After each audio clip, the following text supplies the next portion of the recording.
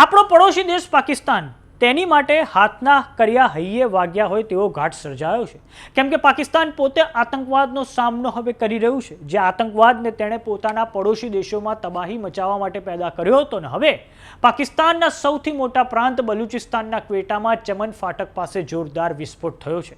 આ વિસ્ફોટની ઝપેટમાં એક ટ્રેન આવી ગઈ છે, જેના કારણે જીવ ગુમાવનારા લોકોની સંખ્યા વધે તેવી સંભાવના છે. તો આવો જાણીએ સમાચાર વિસ્તારથી. નમસ્કાર, જમાવટ સાથે હું છું પાર્થ.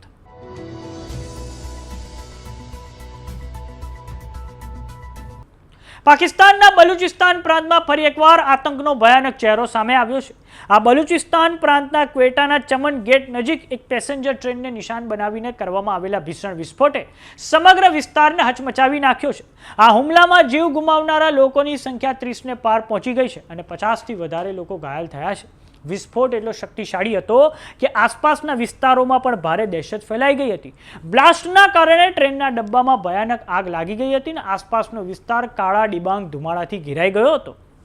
પ્રાથમિક માહિતી અનુસાર એક પેસેન્જર ટ્રેન ક્વેટાના મિલિટરી કેન્ટોનમેન્ટ વિસ્તારમાંથી સૈનિકો અને યાત્રીઓને લઈને નીકળી હતી, ત્યારે જ આ બ્લાસ્ટ થયા છે. વિસ્ફોટ પછી આસપાસના વિસ્તારોમાં જે વાહનો અને ઇમારતો હતા તેમાં આગ લાગી ગઈ હતી. બ્લાસ્ટના કારણે પેસેન્જર ટ્રેનનો એક કોચ બળીને ખાખ થઈ ગયો હતો, જ્યારે અન્ય કોચ એટલે કે ડબ્બા પાટા પરથી ડિરેલ થઈ ગયા હતા, એટલે કે નીચે ઉતરી ગયા હતા.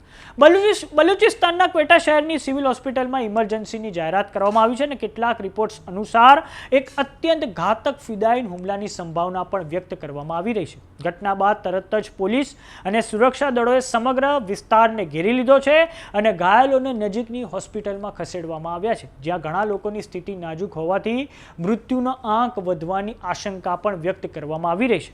હાલમાં સુરક્ષા એજન્સીઓ તપાસ કરી રહી છે કે આત્મઘાતી હુમલો કરનાર કોણ હતો અને તેને આટલી સુરક્ષિત જગ્યાએ પ્રવેશ કેવી રીતે મળ્યો. આ ઘટનાએ પાકિસ્તાનની સુરક્ષા વ્યવસ્થા સામે ફરી એકવાર ગંભીર પ્રશ્નો ઊભા કરી દીધા છે.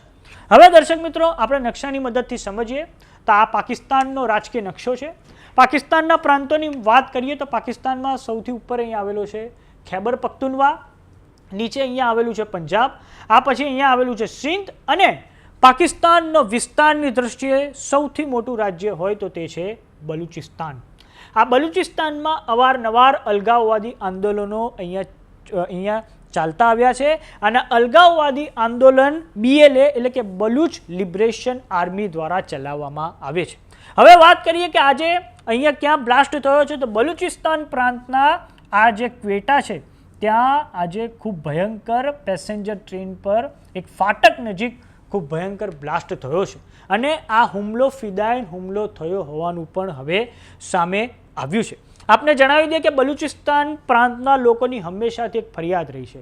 ફરિયાદ એવી રહી છે કે વિસ્તારના આધારે તેમની સાથે હંમેશાથી પાકિસ્તાનમાં એક ભેદભાવ કરવામાં આવ્યો છે, એટલે કે સંસાધનોની દ્રષ્ટિએ પણ બલુચિસ્તાનને ખૂબ અંડર ડેવલપ રાખવામાં આવ્યું છે અને બલુચિસ્તાનમાં ઇન્ફ્રાસ્ટ્રક્ચરનો વિકાસ પણ કરવામાં નથી આવ્યો. પરંતુ આપને જણાવી દઈએ કે બલુચિસ્તાનનો ભલે વિકાસ નથી થયો, પરંતુ કુદરતી સંસાધનોની દ્રષ્ટિએ તે ખૂબ જ અમીર છે. તેના પેટાળમાં ખૂબ મોટા પાયે તાંબુ છે અને અન્ય રેર અર્થ મિનરલનો ખૂબ મોટા પાયે ભંડાર પણ આ બલુચિસ્તાન પ્રાંતમાં આવેલો છે. પરંતુ આપણે જણાવી દઈએ કે પાકિસ્તાનમાં ક્યાંય પણ લોકતંત્ર નથી અને આ જ કારણે જે ખૈબર પખ્તુનવા હોય કે પછી બલુચિસ્તાન હોય ત્યાં અવારનવાર અલગાવવાદી હિંસક આંદોલનો ભડકતા રહે છે. ને હવે તો થોડાક સમય અગાઉ બલુચિસ્તાનમાં એવી હાલત થઈ હતી કે તેના કેટલાય એરિયા પાકિસ્તાનના જે વ્યવસ્થા છે તેના અંકુશની બહાર જતા રહ્યા હતા.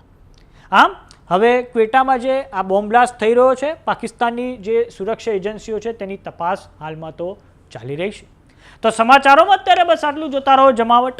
જો તમે અમને YouTube પર જોઈ રહ્યા તો સબસ્ક્રાઇબ કરો, જો તમે અમને Facebook પર જોઈ રહ્યા તો ફોલો કરો. સાથે જ અમારી WhatsApp ચેનલ આવી ગઈ છે, જોઈન કરવાનું ના ભૂલતા. નમસ્કાર.